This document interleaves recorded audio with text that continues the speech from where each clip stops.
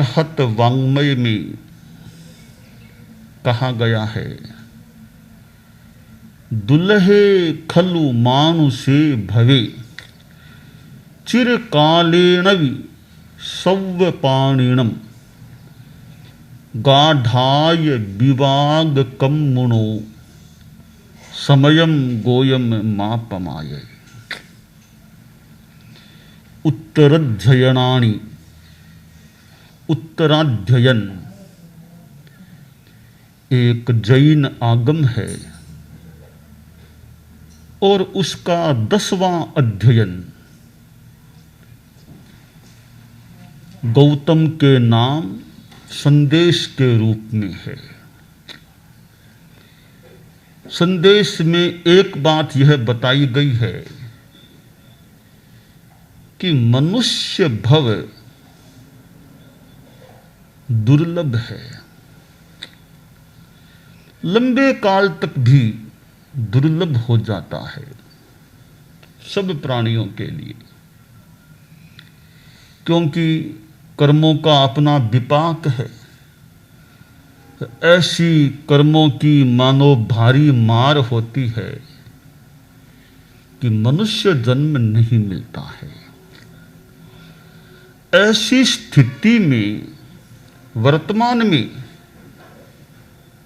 मनुष्य जन्म प्राप्त है। गौतम को मानो उस समय प्राप्त था, हमें अभी प्राप्त है, तो हम समय मात्र भी प्रमाद न करें, पापकारी प्रवृत्ति से बचें और समय का अच्छा उपयोग करें। मनुष्य जन्म अभी प्राप्त है, आखिर वह हमेशा तो रहने वाला नहीं है। जब तक आयुष्य का योग है तब तक के लिए यह प्राप्त है। मनुष्य जन्म प्राप्त कर भी जो आदमी धर्म नहीं करता, पाप में रह जाता है, वह आदमी कैसा होता है? मनुष्य जन्म को व्यर्थ गमाने वाला व्यक्ति कैसा है? आचार्य सोमप्रभ सूरि का एक संस्कृत भाषा का ग्रंथ है, सूक्ति मुक्तावली सिंदूर प्रकर, उसमें एक श्लोक आता है, स्वर्णस्थाले क्षिपति सरजः पाद शौचम विधत्ते पीयूषेण प्रवरकरिणं वाहयत्येध भारम चिन्तारत्नं विकिरति कराद् वायसुड्डायनार्थं यो दुष्प्रापं गमयति मुधा मर्त्यजन्म प्रमत्तः। एक आदमी को स्वर्ण थाल, सोने का थाल प्राप्त हो गया। सोने का थाल हो तो कोई आदमी बड़े अतिथि को भोजन कराए, थाल में भोजन परोस कर, या खुद करे मान लो, तो एक समझ की बात हो सकती है। परंतु वह आदमी सोने के थाल में भोजन न दूसरों को कराता न खुद करता, तो क्या करता है? घर की सफाई करके कूड़ा करकट सोने के थाल में डाल करके बाहर ले जाकर फेंकता है। एक दूसरा आदमी जिसको अमृत मिल गया, अमृत का आदमी पान करे, स्वयं करे, दूसरों को कराए, यह तो समझ की बात हो सकती है। परंतु वह आदमी न तो अमृत को स्वयं पीता है न दूसरों को पिलाता है। तो क्या करता है? बाहर जाकर आया, पैर गंदे हो गए, गंदे पैरों को अमृत से धोता है, पानी से नहीं, अमृत से धोता है। एक तीसरा आदमी जिसके पास श्रेष्ठ हाथी उपलब्ध हो गया। अब श्रेष्ठ हाथी पर कोई बड़े आदमी सवारी करे तो समझ की बात है, पर वैसा नहीं उपयोग हो रहा है। लकड़ियों का भारा वो हाथी पर ढोया जा रहा है। एक चौथा आदमी जिसको कहीं से चिंतामणि रत्न प्राप्त हो गया। चिंतामणि रत्न का आदमी अपनी इच्छा पूर्ति में कुछ उपयोग करे तो माने एक समझ की बात, वह वैसा नहीं करता। कोई कौवा आ गया और क्राउं क्राउं करने लगा तो उसको उड़ाने के लिए चिंतामणि रत्न को फेंका और कौवा मुंह में लेकर उस रत्न को उड़ गया। ये आदमी कितने नासमझ होते हैं। इसी प्रकार आचार्य कहते हैं कि जो मनुष्य इस दुर्लभ मानव जीवन को गंवा देता है, धार्मिक आध्यात्मिक कोई उपयोग नहीं करता, वह आदमी उन 4 व्यक्तियों के मानो समान होता है। तो मानव जीवन एक प्रकार का वृक्ष है, पेड़ है। पेड़ के फल लगते हैं तो पेड़ का एक लाभ है बड़ा कि फल मिलते हैं। तो यह मानव जन्म रूपी, मानव जीवन रूपी जो वृक्ष है, उसके भी फल लगने चाहिए। किस रूप में फल लगे? यानी जीवन सफल होना चाहिए।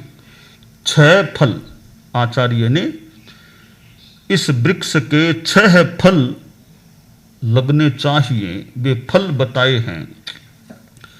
जिनेन्द्र पूजा गुरु पर्युपास्ति, सत्वानुकंपा शुभ पात्र दानम, गुणानुराग श्रुतिरागमस्य, नृजन्म वृक्षस्य फलान्यमूनि।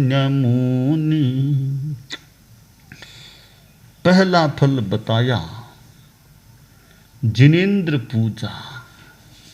जिनेश्वर देव की पूजा करें, स्मरण करें, भक्ति करें, वह इस वृक्ष का पहला फल।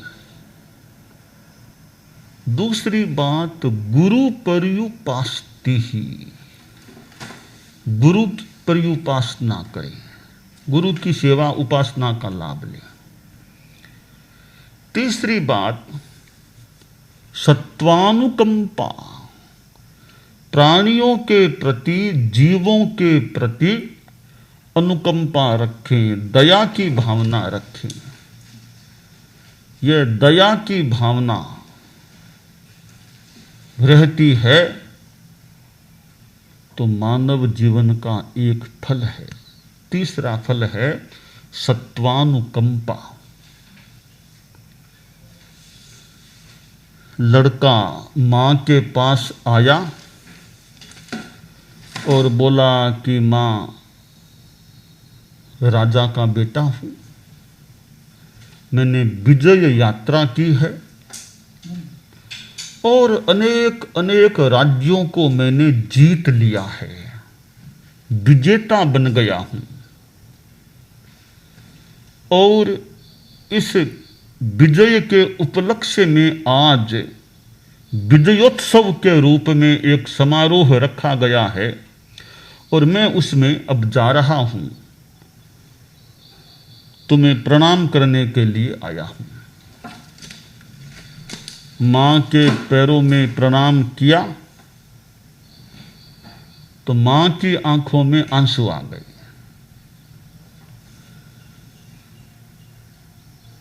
लड़के ने सोचा कि माँ को बहुत खुशी हो रही होगी, उस कारण से ये आंसू आए हैं। तो लड़का बोला, माँ मैं मानूं कि ये तुम्हारे आंसू तो हर्ष के आंसू, हर्षाश्रु हैं, हर्ष के आंसू हैं। तो माँ बोली, बेटा हर्ष किस बात का करूं मैं?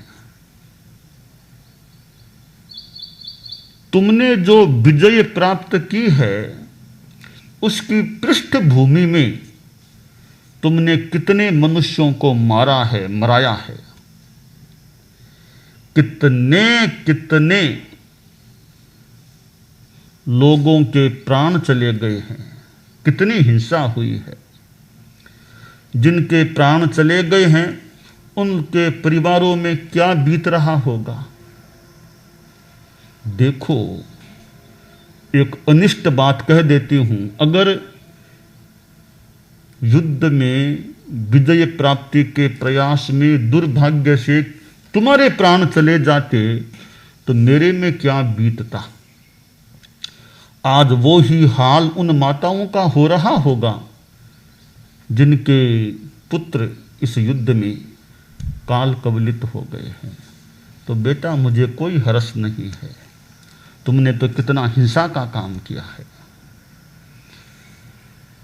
बेटे को प्रेरणा मिली कि मैंने जो हिंसा का काम किया है उससे माँ का मन तो व्यथित हुआ है। तो बेटा बोला, माँ अब हो गया वो तो काम हो गया, हिंसा हो गई वो तो हो गई, आगे के लिए तुम्हारे पैरों के हाथ लगा करके प्रतिज्ञा करता हूँ, अब हिंसा से बचने का प्रयास करूँगा, यूँ मनुष्यों की हिंसा जहाँ तक हो सकेगा नहीं करूँगा, और जो मेरी शक्ति है उसका कुछ उपयोग अहिंसा और धर्म के प्रचार में करूँगा। माँ ने कहा, अब मुझे हर्ष हो रहा है कि तुमने धर्म के प्रचार में, अहिंसा के प्रचार में शक्ति नियोजन की प्रतिज्ञा की है। तो यह एक सत्वानुकंपा का उदाहरण है कि दया, हिंसा से खुशी नहीं, एक तो हिंसा करना फिर खुशी भी मनाना, यह तो दोहरा पाप की बात हो सकती है। हिंसा की तो की, अब खुशियां और मनाना। तो इस मनुष्य जन्म रूपी वृक्ष का तीसरा फल है सत्वानुकंपा, प्राणियों के प्रति दया। चौथा फल बताया है शुभ पात्र दानम, सुपात्र में दान देना। कोई त्यागी साधु, शुद्ध साधु घर में आया है, उसको भोजन पानी आदि का शुद्ध दान देना, दान की भावना रखना। दान देने का मौका मिले अथवा न भी मिले, परंतु सुपात्र शुद्ध साधु को दान देने की भावना रखना भी अपने आप में अच्छी बात है। तो सुपात्र दान, शुभ पात्र दान इस मानव जन्म वृक्ष का चौथा फल है। पांचवा फल बताया गुणानुराग है, गुणों के प्रति अनुराग। जहां गुण लगे, अच्छी बात लगे, उसके प्रति अनुमोदन। गुण है, आध्यात्मिकता का उन्मेष है, यह आदमी ईमानदारी रखता है, यह आदमी शांत है, गुस्सा नहीं करता है, यह आदमी धार्मिक साधना में समय लगाता है, अच्छी बात है। यूँ गुणों के प्रति अनुराग, आकर्षण रखना। गुणे ही साहू अगुणे ही साहू, बिन्हा ही साहू गुण मुंच साहू। आदमी गुणों से साधु बनता है और अगुणों से असाधु बनता है। सद्गुणों का हम ग्रहण करें, अगुणों का परिहार करें, छोड़ दें। तो गुणानुराग यह मानव जन्म वृक्ष का पांचवा फल है। छठा फल है श्रुति रागमस्य, आगम का श्रवण करना, आगम की वाणी को सुनना।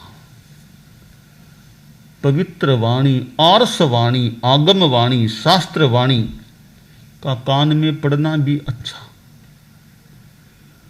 और शास्त्र की कोई कोई बात इतना कल्याण कर देती है कि आदमी के जीवन की दिशा सही बन जाती है। तो आगम की वाणी का श्रवण करना जहां मौका मिले, या स्वयं भी यथोचित आगम की बातों को पढ़ना, यह छठा फल है मानव जन्म वृक्ष का। तो ये 6 फल बताए गए हैं। जिनेन्द्र पूजा पहला फल, गुरु पर्युपास्ति दूसरा फल, सत्वानुकंपा तीसरा फल, शुभ पात्र दान चौथा फल, गुणानुराग पांचवा फल, और आगम का श्रवण यह छठा फल। ये 6 फल हमारे जीवन के इस वृक्ष के लगे या नहीं लगे हैं तो लगाने का प्रयास कर सकते हैं। जितने फल लगा सकें उतने अच्छे हैं। इन फलों को लगाने से हमारा जीवन रूपी वृक्ष सफल बन सकेगा। मानव जीवन का मिलना एक महत्वपूर्ण बात है, दुर्लभ बात है और महत्वपूर्ण बात है। एक बार मिला और उसको गंवा दिया, बाद में तो वापिस कब मिलेगा कहना कठिन है।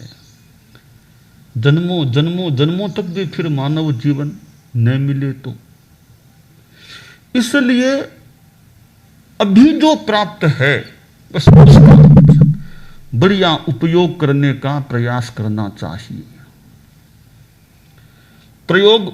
उपयोग धार्मिक दृष्टि से लाभ उठाने में करना चाहिए। शास्त्र में कहा गया है, हत्था गया इमे कामा, कालिया जे अना गया, को जानई परे लोए अथिवा नथिवा पुनो। एक आदमी यूं सोचता है कि मानव जीवन प्राप्त है, खूब भौतिक सुख सुविधाएं प्राप्त हैं, जितना लाभ उठा लो उतना उठा लो, पता नहीं आगे फिर क्या होगा।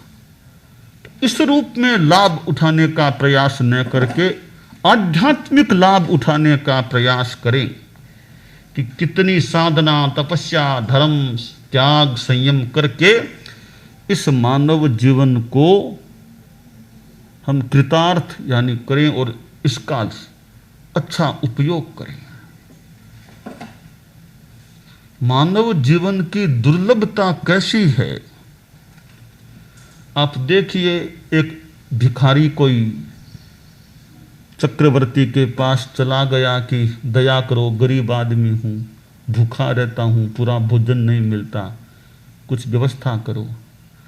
चक्रवर्ती ने कहा, बोलो क्या चाहते हो, जो चाहो सो मांग लो और मैं यथासंभव वो दे दूंगा। भिखारी बोला, आप ये आदेश जारी कर दो कि इस आपकी राजधानी में हजारों घर है, मैं रोज बारी बारी से एक एक घर में जाऊं, वहां वो घर वाले मुझे भोजन, तीनों समय का नाश्ता, मध्याह्न भोजन, सायं का भोजन, तीनों भोजन करा दिए, आदेश जारी कर दो। ठीक है, आदेश लिखा दिया। पूरी राजधानी में सूचना कि ये आदमी आए, सब इसको क्रम से बारी बारी से भोजन कराना। चक्रवर्ती बोला, आज पहले दिन तो मेरे यहीं भोजन कर लो, कल से पास वाले अगले घर में जाना। तीनों समय का भोजन मिला चक्रवर्ती के वहां, बहुत वरिष्ठ कीमती भोजन मिला। तीनों समय खूब तृप्त हो गया अगले रोज पास वाले घर में बारी थी तो वहां गया। वहां तो सामान्य घर था, तो साग फुल्का दाल चावल सामान्य मिल गया, रोटी राबड़ी जैसी चीजें। तो इसने सोचा रे कल जो खाया उसके सामने तो यह बिल्कुल ही बोना फीका भोजन है। तब उसके दिमाग में आया, रे मैंने तो भूल कर दी, मैंने यह क्यों मांगा कि बारी बारी से एक एक घर में मुझे भोजन मिले। मैं यही मांग लेता कि चक्रवर्ती महाराज आप यह वरदान दे दो कि मैं तो रोज आपके यही महल में ही खाना खाऊंगा। यह आदेश वरदान मांग लेता तो बढ़िया बढ़िया मुझे रोज भोजन मिलता। अब बारी बारी में तो हजारों घरों में जाते जाते कितने वर्षों के बाद कोई वापिस चक्रवर्ती के महल का नंबर आएगा। अब वह आदमी कितना घूमेगा, घूमते घूमते कब वापिस वह चक्रवर्ती के महल में भोजन कर पाएगा। कितना एक कठिन है, मुश्किल है, या कितने लंबे काल के बाद उसे मिलेगा। इसी प्रकार ये मानव जीवन हमें अभी प्राप्त है, इसको अगर खो दिया, लाभ नहीं उठाया, फिर बाद में तो यह 84 लाख जीव योनियों की जो बात है, पता नहीं कब क्या यह मौका मिले मानव जीवन का। इसलिए शास्त्रकार ने कहा, दुल्हे खलु मानुषे भवे चिरकालेन विसभ्य पाणिनम गाढ़ाय विवाग कम्मुणो समयम गोयम मापमाये। यह मानव जीवन, मानव भव दुर्लभ है, लंबे काल तक भी सब प्राणियों के लिए मुश्किल है, क्योंकि कर्मों का विपाक है, कर्मों की ऐसी स्थिति है, कब मिले क्या मिले कहना कठिन है। तो समयम गोयम मापमाये, गौतम समय मात्र भी प्रमाद मत करो। ये संदेश गौतम के नाम है, पर इस संदेश को हम अपने पर भी ले लें कि मानो हम भी इस संदेश के ग्राही बन जाएं और अपने जीवन में प्रमाद से बचने का, धर्म की दिशा में आगे बढ़ने का प्रयास करें। और यह तो मानो कोई सौभाग्य है कि हमारा मानव जीवन अभी हमें प्राप्त है। मानव तन रत्न मिला है, मानव तन रत्न मिला है, सचमुच सौभाग्य खिला है, सचमुच सौभाग्य खिला है। कोडी में इसको कभी न खोना चाहिए, हृदय को धोना चाहिए, कि पावन होना चाहिए।